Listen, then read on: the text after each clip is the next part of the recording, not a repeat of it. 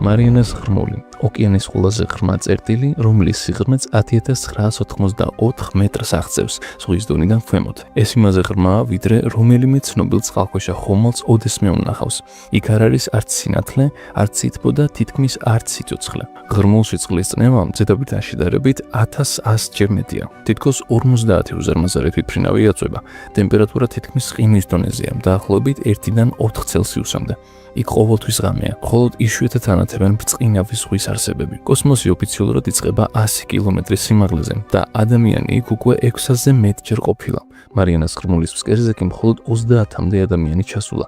ეს ადგილი მთვარეზე უფრო მიუწვდომელია. ამ ზღვის სიღრმეს ჰადალის ზონა ეწოდება. სახელწოდება მოდის ბერძნული ქვესკნელის ღმერთ ჰადესიდან და ეს სახელი ნამდვილად შეეფერება. ცივი, ჯომი და უცხო.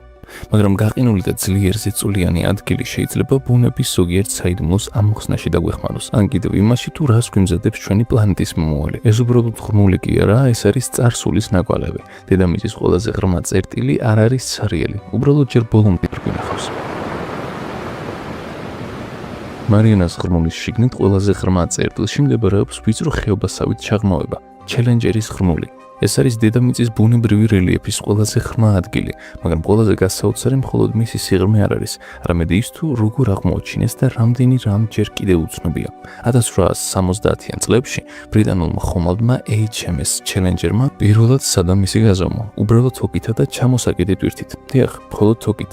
მაშინ ტექნოლოგია არ არსებობდა. ისინი უბრალოდ ელოდებოდნენ როდის შეწყვეტ და თოკი ქვევით ცვლას და უკვე მაშინ მიხვდნენ, რომ დაბლა რაღაც უზარმაზარი იმალებოდა.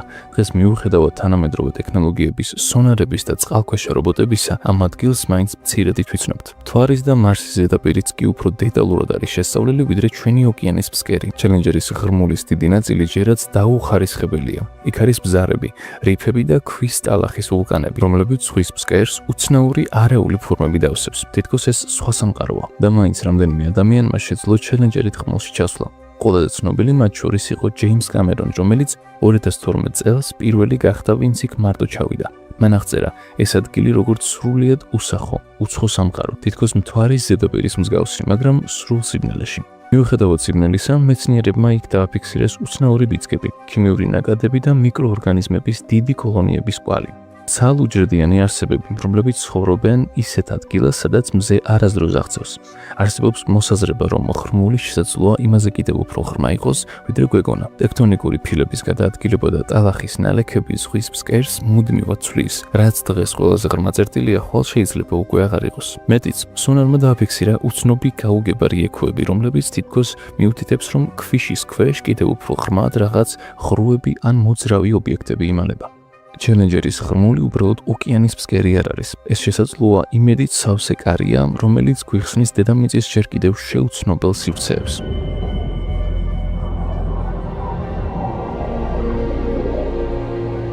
მარიანას ღრმულის ფსკერზე ლოგიკით რომ იმპრიელო სიცოცხლე არ უნდა არსებობდეს. იქ არ არის მზის შუქი, თითქმის არ არის საკვები, სიცივე თითქმის ნულის ტოლია და წნევა იმდენად ძლიერია, რომ ადამიანის ქალას ქაღალდივით დაკუჭავდა. თუმცა მიუხედავად ამისა, სიცოცხლე არა მხოლოდ ძლებს, არამედ ყვავის. მეცნიერებმა აღმოაჩინეს ბაქტერიების კოლონიები, რომლებიც ღრმულში ქვების შიგნით ცხოვრობენ. ეს მიკროსკოპული არსებები არ საჭიროებენ მზის, სინათლეს ან მცენარეულ საკვებს. ისინი იკვებებიან ქიმიური ნივთიერებებით, როგორიცაა წყალბადი და მეთანი. 2016 წელს მკვლევართა ერთმა ჯგუფმა აღმოაჩინა განსაკუთრებული გამძლეობის მქონე ორგანიზმები, ეგრეთ წოდებული ექსტრემოფილები. მათ გადარჩენა შეუძლიათ ძლიერ გამოსხივებას, ჟანგბადის არქონას და წარმოუდგენელ წნევაშიც კი. ზოგი მათგანი ტალახში იყო ჩაფლული, სხვები ვულკანური ქვების ზედაპირზე და რაც ყველაზე გასაოცარია, ეს მიკრობები არ არიან მძინარე მდგომარეობაში. ისინი აქტიურები არიან. მრავლდებიან, ერგებიან გარემოს და მოლეკულა ქმნიან საკუთარ პატარა ეკოსისტემას ამ უკიდურეს სიღრმეში. და ეს ყველაფერი არ არის. მკვლევარებმა დააფიქსირეს ნიშნები იმისა, რომ მარიანას ღრმულის ტალახში ორგანული ნახშირბადი იშლება, გამოიყენება და თავიდან ცირკულირდება, მიუხედავად იმისა, რომ მზის შუქი იქიდან 10 კილომეტრით ზემოთაა. ეს შეიძლება ნიშნავდეს, რომ ამ ღრმა სამყაროში სიცოცხლე თავისით იკვებება მზის ენერგიის ნაცვლად ქიმიური ნივთიერებებით. რატომ არის ეს მნიშვნელოვანი? იმიტომ რომ თუ სიცოცხლე ასეთ პირობებში ცოცხლობს, სიბნელეში, სიცივეში და უჟანგბადობაში, მაშინ შესაძლებელია, რომ ის არსებობდეს სხვა მსგავს ადგილებშიც. მაგალითად ევროპაზე, ჯუპიტერის მთვარეზე ან ენცელადზე. სატურნის მთვარეზე, სადაც ოკეანეების სქელი ყინულის ქვეშ არის მოქცეული. ჩელენჯერის ღრმულის ყოველი მიკრობი საუკუნეების განმავლობაში არსებული წარმოდგენების საწინააღმდეგოდ მოქმედებს. ადრე ვფიქრობდით, რომ სიცოცხლე მხოლოდ იქ შეიძლებოდა ყოფილიყო, სადაც არის სინათლე, ზომიერი წნევა და კომფორტული ტემპერატურა, მაგრამ ეს პატარა არსებები ცოცხლობენ ისეთ პირობებში, სადაც ყველაფერი წესების საწინააღმდეგოდაა. Everything okay up there? Just a fresh round of წარმოიდგინე სამყარო, სადაც თევზებს თვალები არ აქვთ, კანი გამჭვირვალეა და ძვლები რბილი როგორც შიელი. მარიანას ღრმულში ეს უცნაურობები კი არა ყოველდღიური რეალობაა. ერთ-ერთი ყველაზე უჩვეულო არსება იქ მარიანას ლოკოკინისებრი თევზია, რომელიც პირველად დაახლოებით 8000 მეტრის სიღრმეზე დააფიქსირეს. ის გავს მოჩვენებას რბილი, შეუმჩნევლად მოძრავი, ფრთებივით ლაყუჩებით და გაღებული პირით. მას არ აქვს ქერცლი და მტკიცე ძვლები, რადგან ასეთ სიღრმეში მაგარი ქსოვილები წნევის ქვეშ დაიფრნება. ამიტომ ბუნება მას მიანიჭა ჟელესმაგვარი მოქნილი სხეული, რომელიც წყლის მოძრაობას ადვილად ერგება. არის კიდევ გიგანტური ამფიბოტი, ღრმაწყლოვანი ნათესავი კრაბისა. ეს გამჭვირვალე გარსით დაფარული არსებები 10000 მეტრზე მეტ სიღრმეში ცხოვრობენ. ზოგი სიგრძე 30 სანტიმეტრსაც აღწევს. ბევრად უფრო დიდი ზომის არიან, ვიდრე მეზობელ წყლებში მცხოვრები მათი მსგავსი არსებები. ისინი ტალახიდან იღებენ სპეციალურ გელს, რომელიც შეიცავს ალუმინს. ის ქმნის ბუნებრივ ჯავშანს, შემდეგ კი ეს იცავს მათ ძლიერ წნევაში დაქუცმაცებისგან. მორიგი ბუნების საოცრებაა პოლიქეტური ჭია. მათ სხეულზე აქვთ ბასრი, სამართებელივი ღეროები და ბრწყინავენ სიბნელეში. დიახ, ღრმა წყლებში მრავალი არსება საკუთარ შოქს წარმოქმნის. მზის გარეშე ისინი ანათებენ იმისთვის, რომ მოიზიდონ მსხვერპლი, შეაშინონ მტერი ან კომუნიკაცია დაამყარონ ერთმანეთთან. ზოგ შემთხვევაში ეს ბრწყინვალება მოდის სპეციალური ბაქტერიებისგან, რომლებიც მათკანზე ცხოვრობენ. ეს არის სიბნელეში შექმნილი თანაცხოვრების უნიკალური ფორმა. და კიდევ ერთი საოცარი რამ, ბევრი მკვლევარი ფიქრობს, რომ არსებობს უამრავი მაწყლოვანი არსება, რომელიც ჯერ კიდევ არ გვყავს აღმოჩენილი. თანამედროვე წყალქვეშა კამერები მხოლოდ მცირე უბანს იკვლევენ და ტექნიკური შეზღუდვებიც ბევრია. ამიტომაც ღრმა ზღვის სიცოცხლის 90%-ზე მეტი შესაძლოა ჯერაც უცნობი იყოს.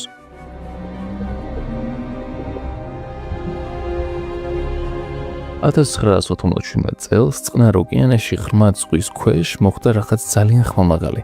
ამერიკის შეერთებული შტატების ოკეანური და ატმოსფერული კვლევების ეროვნულმა სააგენტომ NOAA-მ დააფიქსირა უჩვეულოდ დაბალი სიხშირის ხმა, რომელიც მანამდე არასდროს გაეგონათ. ხმა იმდენად ძლიერი იყო, რომ 5000 კილომეტრზე დაშორებულმა ჰიდროფონებმაც კი დაარეგისტრირეს. მას ბლუპი უწოდეს. აი აქედან იწყება საინტერესო ნაწილი. ხმა იმდენად ძლიერი იყო, რომ ზოგმა იფიქრა შესაძლოა ის მომდინარეობდა უზარმაზარი ზღვის არსებისგან, რომელიც ცისფეროშაბზე კიდევ უფრო დიდი იყო. სიხშირის სტილი წააგავდა ბუნებრივ ბიოლოგიურ ხმას, მაგრამ არ არსებობს ცნობილი ცოცხალი არსება, რომელსაც მსგავსი სიმძლავრის ხმა შეუძლია წარმოქმნას. ეს ამბავი დროებით ნამდვილ საიდუმლოდ იქცა და მთელი მსოფლიოს წარმოსახვის უნარი გააქტიურა. შემდგომ NOAA-მ ივარაუდა, რომ ეს შეიძლებოდა ყოფილიყო ყინულძვრების შედეგი, როდესაც გიგანტური აისბერგები იზრდება ან ტყდება. თუმცა ყველა არ ეთანხმება ამ ვერსიას. ზოგიერთი მკვლევარი ამბობს, რომ ხმის წყარო იმაზე ღრმად და თბილ ადგილას იყო, ვიდრე აისბერგის აქტივობა ჩვეულებრივ ხდება ხოლმე. ამიტომაც საიდუმლო ბოლომდე დღემდე არ არის ამოხსნილი. და ბლუპი ერთადერთი უცნაური ხმა არ არის, რომელიც მარიანას ღრმულის მიმდებარედ დაფიქსირებულა. სხვა ხმებიც არსებობს, მაგალითად აფსვები, მონოტონური ბზუილი, რომელიც სეზონურად ძლიერდება.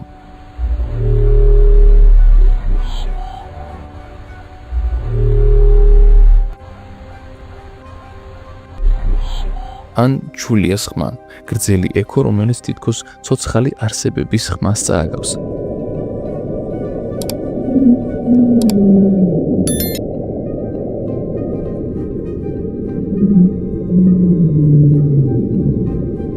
მათ უკვე რამდენჯერმე ჩაწერეს ეს ხმა, თუმცა არც ერთი არ ემთხვევა ცნობილ გეოლოგიურ ან ბიოლოგიურ მოვლენებს. მარსზე უკვე გვაქვს სონარით შესწავლილი ზედაპირი, ვიდრე დედამიწის ოკეანეების ფსკერი. თუმცა ჩვენს ყურს ღრმა წყლებში ჯერ კიდევ ბევრი რამ აკლია ამ ხმების ამოსახსნელად. ის მარტივია და იშვიათად გამოიყენება. და აი რაც ყველაზე დამაფიქრებელია. ზოგიერთი ეს უცნაური ხმა მოდის ჩელენჯერის ღრმულის მახლობლად, ისეთ ადგილებში, სადაც კამერა არც ერთხელ არ ჩასულა. ეს შეიძლება იყოს წნევით გამოწვეული კლის ჩამოშლა, უცნობი ზღვის მოძრაობები, ან იქნებ სიცოცხლის ნიშნები, რომლებიც ცნობილ ბიოლოგიურ საზღვრებსაც კი სცდება. როდესაც მეცნიერებს სურთ შეისწავლონ უცხო და უკიდურესი გარემო პირობები, ისინი პირველ რიგში არ უყურებენ ვარსკვლავებს, ისინი მარიანას ღრმულს აგვირდებიან. მიზეზი მარტივია. იქ არსებული გარემო ძალიან გავს იმ მდგომარეობას, რაც მზის სისტემის ყინული დაფარულ მთვარეებზე გვხვდება. მოდით ვნახოთ იუპიტერის თანამგზავრი, ევროპა. მას აქვს სქელი ყინულის ფენა და მის ქვეშ თხევადი ოკეანეა, რომელიც თბება შიდა წნევისა და მოძრაობის შედეგად. ეს ძალიან გავს დედამიწის ჰადავლურ ზონებს, ღრმა ზღვის ადგილებს, სადაც სიცოცხლე მზის გარეშე წნევისა და ქიმიური რეაქციების მეშვეობით იმართება. სწორედ ამიტომ NASA და ESA ღრმულში მცხოვრებ ორგანიზმებს იყენებენ როგორც მოდელს იმის გასაგებად, თუ როგორ შეიძლება არსებობდეს სიცოცხლე სხვა სამყაროში. უფრო მეტიც, ღრმაწყლოვანი მიკრობებისგან მიღებული ცილები და ენიზმები უკვე იტესტება ისეთ ლაბორატორიულ პირობებში, რომლებიც კოსმოსურ გარემოს გავს. ისინი მდგრადია, ძლიერ გამოსხივებადი და დაბადერაგოვანი. თვისებები, რომლებიც მნიშვნელოვანი იქნებოდა დედამიწის ფარგლებს გარეთ სიცოცხლის არსებობისთვის.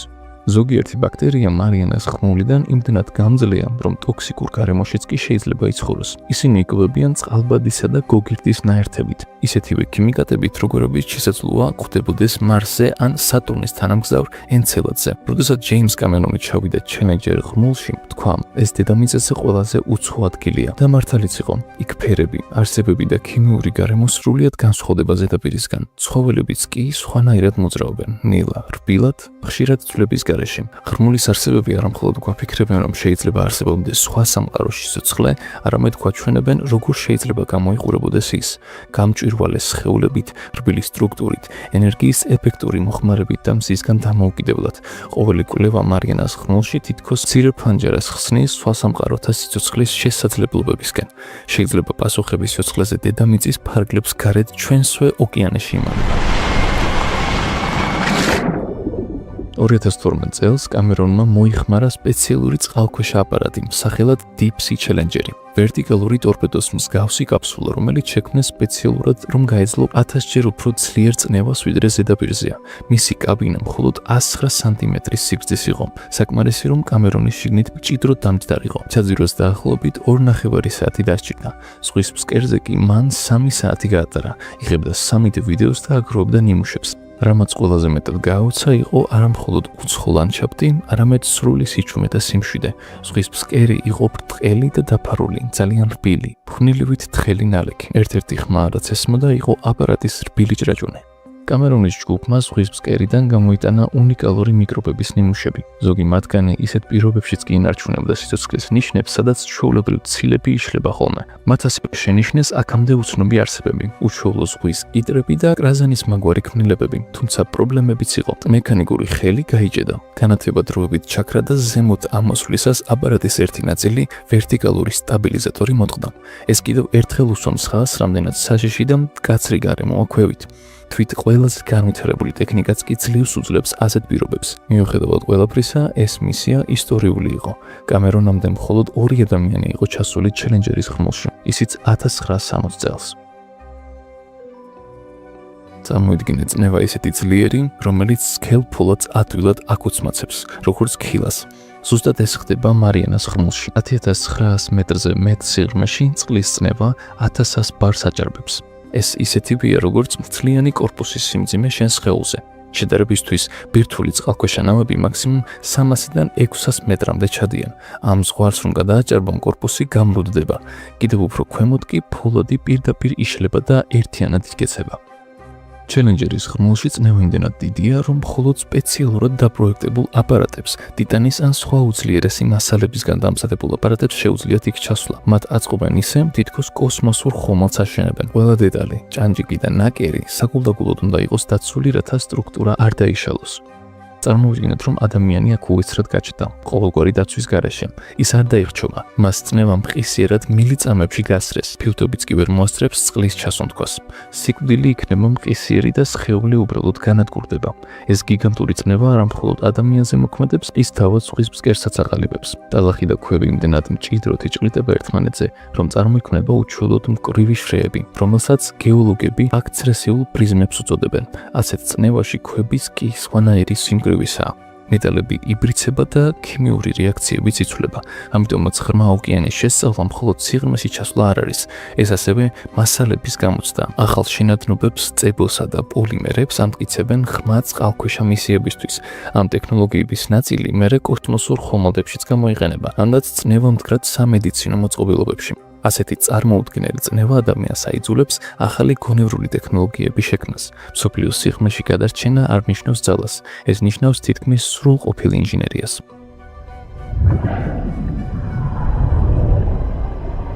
2018 წელს იაპონელმა მკვლევარებმა ღრმაწლოვანი აპარატით მარიანას ღრმულში სავალალო აღმოჩენა გააკეთეს. პლასტმასის ცელოფანი ზღვის ფსკერზე, თითქმის 11,000 მეტრის სიღრმეში. ეს იყო ყველაზე ღრმად აღმოჩენილი პლასტმასის ნარჩენი ისტორიაში, მაგრამ ეს მხოლოდ ცელოფანი არ იყო. ეს იყო გაფრთხილება. მეცნიერებმა იქვე ღრმაწლოვან ცხოველებში ამფიბიების მუცელში მიკროპლასტმასიც იპოვეს. ეს არის უმცირესი ნაწილაკი, 5 მმ-ზე მცირე ზომის, რომელიც საერთოდ არ იშლება. ისინი უბრალოდ უფრო პატარა ნაწილებად იშლება და ზღვის საკვებ ჯაჭვში ხვდება ყველაზე ღრმა დონიდან. მაგრამ როგორ ჩადის პლასტმასი ამ სიღრმემდე? ეს ხდება ზღვის თოვლის გზით. ეს არის პლანქტონის მკვდარი ნაწილაკების, ორგანული მტვერისა და ადამიანების ნარჩენების მუდმივი ცვენა ზღვის ფსკერისკენ. დროთა განმავლობაში ეს ზღვის თოვლი ზღვის ფსკერზე ჩამოიტანს ყველაფერს, თევზის სვლებს, ქსოვილის ბოჭკოებს და ქიმიკატებით სავსე მტვრიან ნაწილაკებს. პლანეტის ყველაზე ხელშეუხებელ ადგილებშიც კი, მაგრამ ყველაზე შემოშფოთებელი ის არის, რომ მარიანას ღრმული ამ ნარჩენებს ინახავს. ფსკერზე სიცივე, სიმნელე და მაღალი წნევა ბაქტერიების მუშაობას ანელებს, ამიტომ პლასტმასი არ იშლება. შეიძლება ბოთლი, რომელიც გემიდან ჩავარდა საუკუნეების შემდეგაც კი ხელშეუხებლად იდოს ზღვის წიაღში. საუბარი მხოლოდ სილამაზის გაფრჩებაზე არ არის. მიკროპლასტმასი ატარებს საშიშ ტოქსიკურ ნივთიერებებს, მაგალითად პოლიქლორირებულ ბიფენილებს და მძიმე მეტალებს. ეს შხამი პლასტმასის ზედაპირზე გროვდება და ღრმაწლოვანი ცხოველები მას ჭამენ.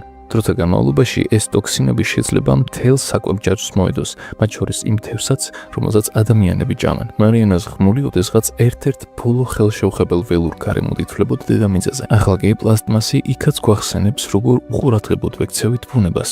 ჩვენ მხოლოდ ოკეანე არ შეგვისწავლია, ფსკერამდე მივიტანეთ ნარჩენები. მარიანას ღრმულის ქვეშ სასარგებლო მინერალებია: კობალტი, ნიკელი, მაგნიუმი და იშვიათი თონები, რომლებიც საჭიროა სმარტფონების, ელექტრომობილების, მზის პანელებისა და ელემენტებისთვის. ზოგისთვის ეს ნამდვილი საგანძურია, სხვებისთვის საშიში ზღვარის გადალახვა. დღეს ბევრი კომპანია ცდილობს ღრმაწლოვანი რესურსების მოპოვების დაწყებას მარიანას ღრმულის სიახლოვეს, კლარიონ კლიპერტონის ზონაში. ისინი გეგმავენ, რომ წყალქვეშა რობოტები ფსკერზე იმოძრავებენ და შეაგროვებენ ეგრეთ წოდებულ პოლიმეტალურ კვანძებს. ეს ბოსტნეული ზომის ქვის ნატეხებია, რომლებიც მილიონობით წელიწადში ყალიბდება. მოპოვებისას ისინი მილებით ამოიტანენ ზედაპირზე, მაგრამ ეს პროცესი საზიანოა. მას ფსკერიდან მტვერიც და ჭუჭყიც ამოაქვს, რომელიც კილომეტრების მანძილზე ვრცელდება და აზიანებს იქ არსებულ ეკოსისტემას და ბინადრებს. ასევე ირღვევა იმ იშვიათი არსებების ჰაბიტატი, რომელიც მხოლოდ ამ ღრმა გარემოში ცხოვრობენ.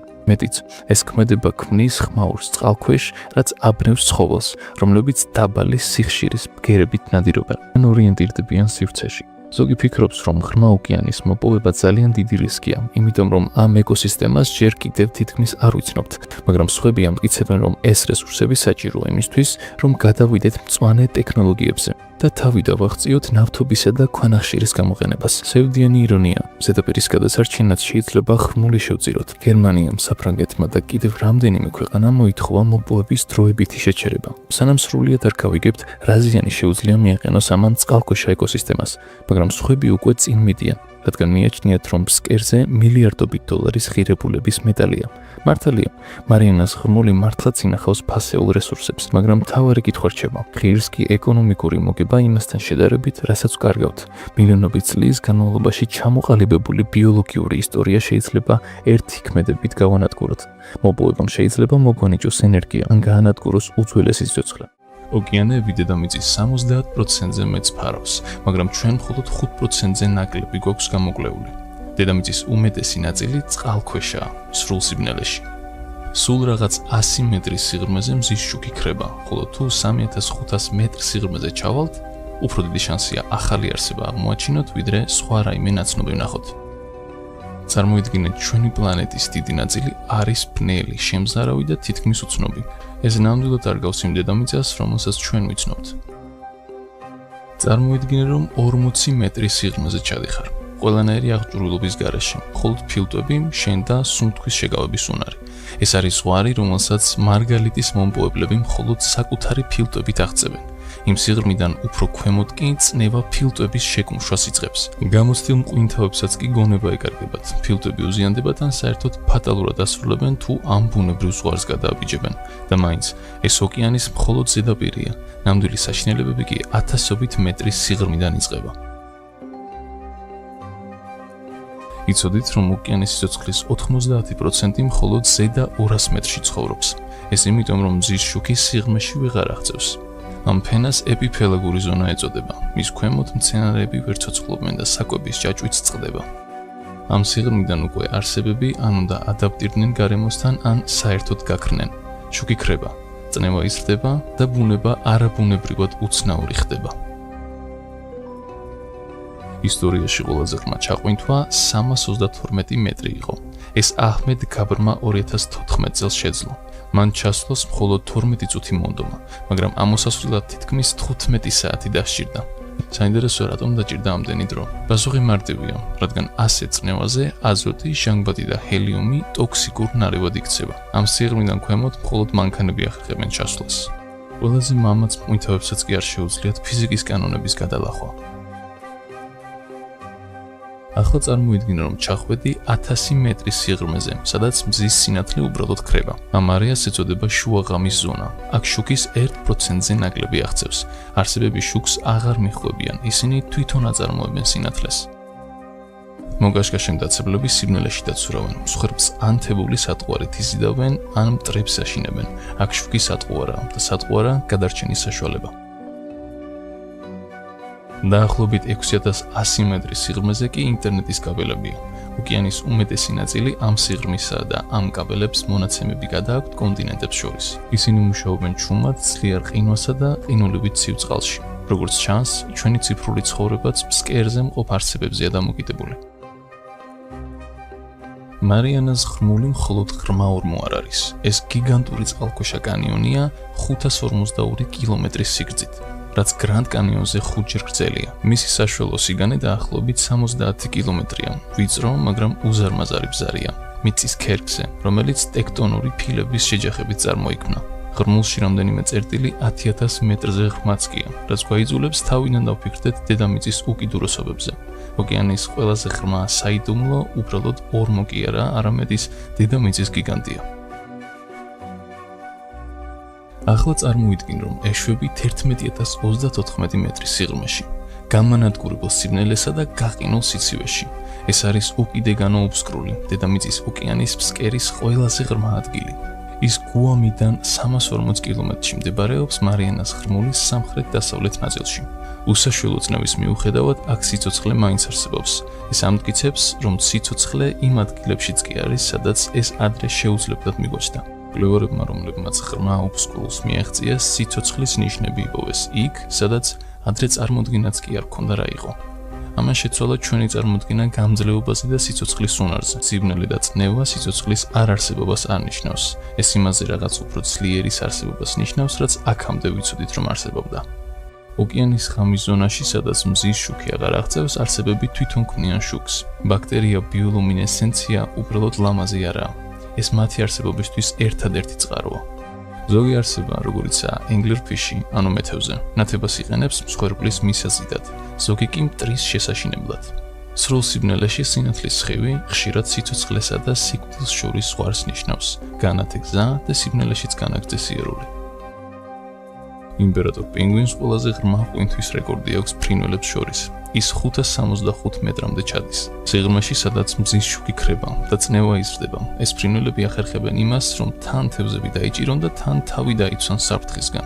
მათი უნარი ამტკიცებს, რომ სიცოცხლე ყველაზე მკაცრ პირობებსაც უმგლავდება. გადავიდე შენ საზღვრებს, შეეგუე და გადარჩი. ღამის ზონაში, სადაც 1000 მეტრზე ქვემოთ მზე საერთოდ არ არსებობს, საკვები იშვიათია. არსებები ენერგიას ზუგავენ მოძრაობის გარეშე ცურავენ და ზღვის თოვლით იკვებებიან. ეს არის ზემოდან ჩამოცვენილი პატარა ნაწილაკები. გადარჩენა იქ ნიშნავს მოთმინებას და ენერგიის რაციონალურად გამოყენებას უსინათლო სამყაროში. ისწავლეთ, როგორ უნდა იყო გამძლე მიუხედავად იმისა, თუ როგორ ბნელა.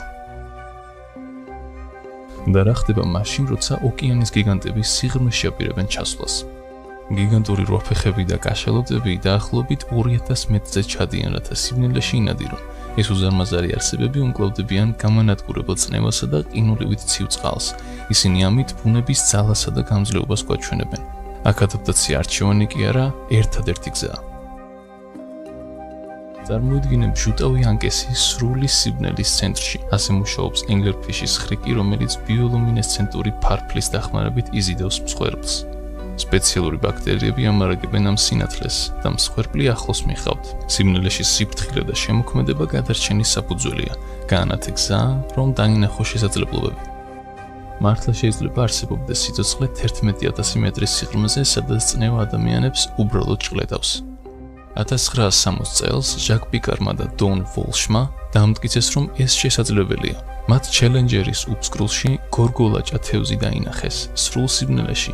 ამას შეცვალა ძველი წარმოდგენები და ახალი გზები გახსნა უკიდურესი ოკეანის გარშემო შესასწავლად. წარმოიდგინე ღრმა ოკეანის უფსკრული, რომელიც ტალღების ქვეშ ზანზარებს.